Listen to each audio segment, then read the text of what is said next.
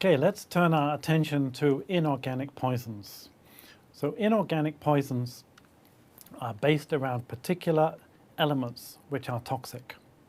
And this means that inorganic poisons are a little different to organic poisons. Whereas our body will get rid of organic materials such as ethanol or caffeine by transforming them to other substances, we know from Robert Boyle that elements may neither be created nor destroyed. So these elements will always be these elements. So if someone is poisoned with one of these elements, such as arsenic, antimony, mercury, or thallium, that element will still be detectable in the body after death. It will still be detectable in the body after burial, and it will even be detectable in the ashes after cremation. Now, one of the most famous poisons of all time is arsenic. And arsenic is a good illustration of what Paracelsus said, because arsenic compounds used to be readily available in any pharmacy or drugstore. For instance, Fowler's solution could be bought, and it was widely used as a tonic. Arsenic was also used in things called flypaper. In the old days, before we had these spray cans for killing flies, the way to deal with them was to hang up flypapers. Now, a flypaper was a strip of paper and it was coated in glue. So if the fly came along and landed on the paper, it would get stuck in the glue. But flypapers didn't contain ordinary glue. This was glue that had been contaminated deliberately with arsenic. So the glue would stick the fly and the arsenic would then kill it. Now, we always associate arsenic with poisoning. But as Paracelsus said, the difference between a poison and the remedy is the dose. And this arsenic trioxide, which has this bad reputation, is actually now been approved for treatment of certain types of leukemia. The drug Trisenox can actually be used in this kind of treatment. Now, we normally associate arsenic trioxide with the Victorian era, and it was so widely used as a poison that it actually was given the nickname inheritance powder. That is, if someone was expecting an inheritance from their husband or from their parents and was getting a little impatient and wanted to speed up the process, then they might use some arsenic trioxide inheritance powder to do just that. Because of the widespread use of arsenic poisoning, the Victorians desperately needed a reliable, credible method for doing analysis. And this resulted in the Marsh test for arsenic.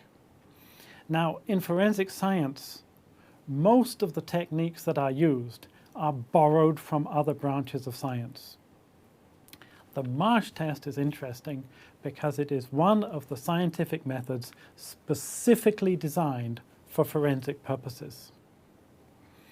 And it was developed by this man, James Marsh, after a murder trial had collapsed because the chemists could not convince the court of the validity of their analysis. So Marsh developed this test, very reliable, and it was used for many, many years. Now, of course, it's been superseded by modern methods such as atomic absorption spectroscopy. So the Marsh test relies on a property of arsenic that if you take an arsenic-containing sample and you heat it with a reducing agent, such as metallic zinc, with some acid, such as hydrochloric acid, then the arsenic will be reduced to arsine, which is the arsenic trihydride. Arsenic trihydride is a gas, so it will bubble out of the solution. It then passes along the tube to where there is a second heater, this little spirit lamp there. That heat from that lamp will decompose the arsenic and the arsine, and the arsenic will be deposited on the surface of the glass. And a trained chemist can not only confirm the presence of arsenic, but can also estimate the amount of arsenic from the degree of deposition. Why this test works so well is because there are only two elements in the periodic table that will behave in this way. One of them is arsenic. The other one is arsenic's near relative antimony. But the stibine, the antimony trihydride that would be produced if it were present, has a different stability. It's less stable than arsine. So once again, the trained chemist can tell the difference between arsenic deposited on the glass and antimony deposited on the glass. The Marsh test proved very effective and completely credible in the courts. Therefore, a very, very powerful weapon in the hands of the prosecution. Well, if the prosecution got better, then the defense had to respond. And one of the methods that the accused could defend themselves, even if arsenic were detected in the body, was by using the so-called Styrian defense. Now, Styria is a region, a mountainous region of southern Austria. And this is back in Victorian times, or more correctly speaking, Franz Josephian times. It was found that the peasants in Styria had the habit of eating arsenic, or eating arsenic trioxide. And they were eating large doses every few days. They might be eating 300 to 400 milligrams, whereas the lethal dose is about half that. And some of them could eat almost a gram. And this was actually done. Some of these peasants were taken to a medical congress in Vienna and ate arsenic in front of an audience of medical doctors. So there are two questions. How did they do it? How could they eat this much arsenic trioxide without dropping dead? And there are various theories. One theory is that the solid arsenic trioxide only released into the body very, very slowly, so it never built up to a high concentration. The other possibility is that because these peasants had been eating arsenic for a long time, starting maybe at low doses, going to higher doses, they had built up a tolerance that other people didn't have. Then there's the question of why did they do it? Well, apparently they said they did it to improve their health. And the women also said they did it because they wanted to improve their complexion. Now, one of the effects of arsenic on the human body is that it damages blood vessels. In fact, this damaging of blood vessels is the reason that arsenic trioxide has anti-cancer activity. Now, if you damage the blood vessels in your face, in your cheeks, then your cheeks will become more red-colored. And back in the 19th century, having a nice red-colored, rosy cheeks like that was considered to be very attractive. Now, as for the men, well, they gave the usual reason for eating this arsenic. So here's an example of someone who tried to use the Styrian defense. And this was a lady called Florence Maybrick. And this was a very high-profile trial in the city of Liverpool back in 1889. Now, Florence Maybrick was charged with murdering her husband, James. There was a motive. Her husband had been playing around. He had a series of mistresses.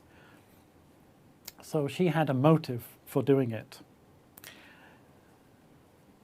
So let's see how the Styrian defense played out for Florence Maybrick. So the prosecution made the accusation. They had the evidence that she had purchased arsenic. In fact, they found a huge amount of arsenic in the house. And they had evidence, they had witnesses, that she had been soaking fly papers in water to make what is effectively an arsenic soup. So the question from the prosecution is, Mrs. Maybrick, you did this to murder your husband. Is there any other reason? Her response: she wanted this arsenic-containing soup because she wanted to use it as a cosmetic face wash. The prosecution: we dug up your husband's body. The Marsh test shows that there is arsenic in your husband's body. Defense: self-medication. Fowler's solution, which contains arsenic, was widely available in those days, and many people took it. Nevertheless, Florence Maybrick was found guilty and was sentenced to hang. But this trial was very controversial, not least because of the behavior of the judge. Now, in those days, there was no appeal. But with a big controversy in the newspapers, her sentence of death was commuted by the Home Secretary, and she was sent to prison for 15 years. After her release from prison, she moved to the United States. She lived a very long life, finally dying only in 1941. Well, arsenic poisoning is not restricted to the Victorian era. This is a case from 2003, and it's an arsenic poisoning that occurred in the state of Maine, up in New England in the United States. And it concerns a church and a church congregation. And the congregation had got together and they chatted, eating sandwiches and drinking coffee that had been prepared for them. And then quite a few members of the congregation became ill. Well, you know, when food has been prepared for a group like this, it's probably just a case of food poisoning and it's going to go away. But the next day, one of the members of the congregation, this man called Walter Morrill, died in hospital. So of course, when somebody dies, the investigation becomes very serious. So the leftover food and coffee was carefully tested, and chemical tests showed that there was arsenic in the brewed coffee. There was no arsenic in the sugar, no arsenic in the water, and no arsenic in the coffee powder itself. It was in the brewed coffee. The autopsy on Walter Morrill revealed the presence of arsenic in his body. And when the people who'd become ill but had not died, they were also tested, their bodies also contained arsenic. So what was the conclusion here? The conclusion was that somebody had put arsenic into the coffee. Therefore, this is a case of deliberate poisoning. A few days later, police were called to the house of one of the members of the church, a farmer called Daniel Bondison, and he had committed suicide. He had shot himself. And this brought the case to a conclusion. So it's believed that this man Bondison had deliberately added arsenic to the coffee. He'd gone into the room where the coffee was waiting during the church service so that nobody had seen him doing it. Where had he got the arsenic from? Well, in the old days, certain arsenic compounds were used as agricultural chemicals. This is potato farming country, and in the old days, arsenic has been used as a defoliant for the potato plants just to make it easier to dig up the potatoes. So it was probably an old agricultural chemical. What was the motive? Well, Bondison is dead. Nobody will know for sure. But possibly it was some dispute over the church management or something like that. And perhaps he'd only intended to make people ill, but by accident had given an overdose, leading to the death of Walter Morrill.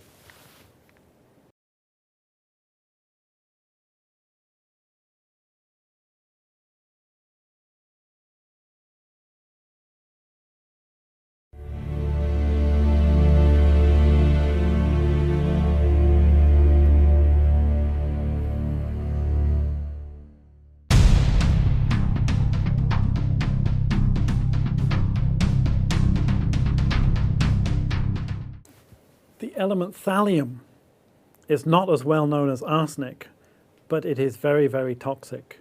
It also used to be very widely available because it used to be the standard rat poison. And in some countries around the world, you can still buy thallium compounds to use as rat poisoning.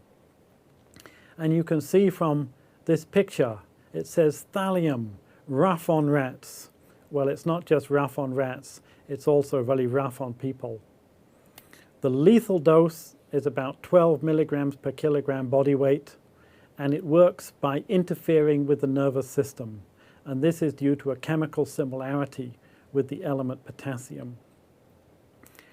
Unlike arsenic, however, thallium has a particular symptom that is very, very characteristic. And that is, if you're poisoned with thallium, one of the things that will happen is that all of your hair will fall out. This is very characteristic of thallium. One poisoner who used thallium was Graham Young, a very disturbed individual. Graham started his career of poisoning even at the age of 14 when he murdered his stepmother. He was sent not to prison, but to Broadmoor Psychiatric Hospital. This is a secure hospital, and the people there are treated as well as detained. There are rumours that he may have poisoned another inmate while he was in Broadmoor, but in 1971 he was considered to be cured, and so he was released back into the community. When he was released, he was able to get a job, and he got a job working in a warehouse. By an unfortunate coincidence, one of the duties that he had in this warehouse was to make the tea. So it's the perfect job for a would-be poisoner. So it's believed that he attempted to poison 8 of his co-workers using either thallium or antimony. Now, Graham Young doesn't seem to have been interested in killing a lot of people as fast as possible, because he would give relatively low doses for a long time so he could watch the effects, and then presumably give a higher dose later. The result was that while 8 of his co-workers became ill, 2 of them died. Bob Eagle was the first to die, and he was cremated. When the second worker died, Fred Biggs, then there was a very serious investigation. It was suggested, in fact it was suggested by Graham Young himself, that this looks like a thallium poisoning. So the investigators went back and re-investigated Bob Eagle's death. Now remember, he's been cremated, but we're talking about thallium. Thallium is an element. The thallium cannot be destroyed.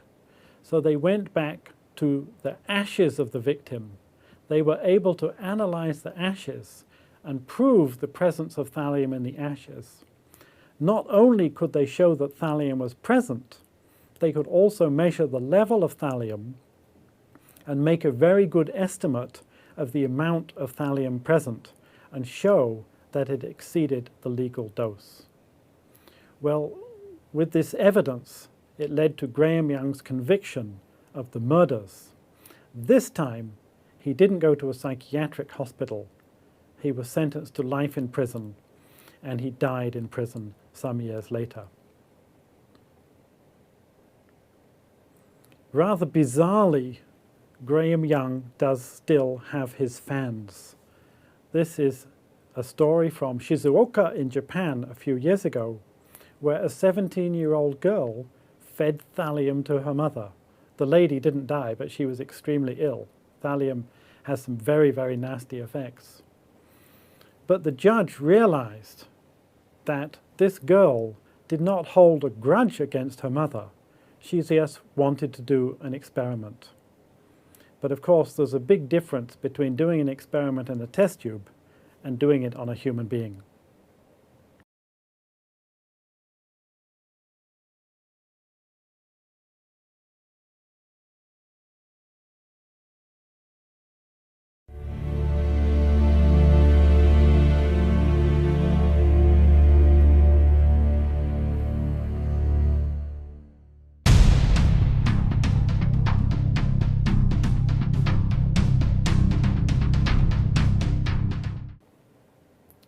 Well, arsenic and thallium are well known in toxicology.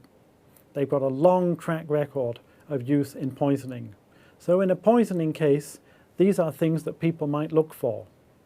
But many other elements are also poisonous, but are not very well known. And therefore, when there is such a case, no analysis is done for these more exotic elements. And one example would be the element barium. Barium poisoning is actually very, very uncommon, partly because very few people actually have access to compounds containing barium. One person who used barium poisoning was a young lady called Marie Robards in the city of Mansfield in Texas. And presumably because of family problems, she put some barium acetate in her father's dinner. It was Mexican food. Whether she planned to kill him or not, she probably didn't plan to kill him, but she may have just used too much barium acetate, and her father died. It wasn't suspected that it was murder, so he was buried, and Marie continued with her life. She went on to university, and she took some classes at university, and in one of those classes, they were studying the play by Shakespeare, Hamlet. And it was actually William Shakespeare that caught out Marie Robards. Now, part of the play Hamlet, an important part, concerns the murder of Hamlet's father. And this got to Marie, and she confessed to one of her friends that she had murdered her father by putting something in his dinner. And it was this friend who then went to the police, and the investigation started. So the victim was exhumed, and analysis showed, sure enough, the presence of barium in his body. So Marie was convicted, she received a jail sentence, and now I understand she's been released and is living under a new identity. Barium, as I said, is not something that anybody can find, and it turns out that Marie had stolen it from her school chemistry laboratory. Now, one use of barium is in medical X-rays. So you know very well that if you have a broken arm or something like that, you will be X-rayed, and the doctor can see a picture of your bones very nicely. A very important tool for diagnosis. But suppose you have something wrong, for instance, with your stomach or your intestines. These are all soft tissues. They don't show up on X-rays. But a technique was developed so that the intestines could be visualized by X-ray. And this used what was called barium meal. And barium meal contains barium. The patient eats it, so their intestines are full of barium, and that means that when the patient is X-rayed, the intestines will show up nicely, and the doctor can do a diagnosis. So why doesn't barium meal poison the patient? The reason is quite simple. Barium meal uses barium sulfate. Barium sulfate is highly insoluble in water, which means that even though your intestines are stuffed full of it, it's not absorbed into the body. If it's not absorbed into the body, it can't reach any target organs, and therefore no poisoning takes place, and the barium is ultimately excreted in the normal course of events. Marie Robards, on the other hand, she used soluble barium acetate. It's soluble, and therefore it's easily absorbed.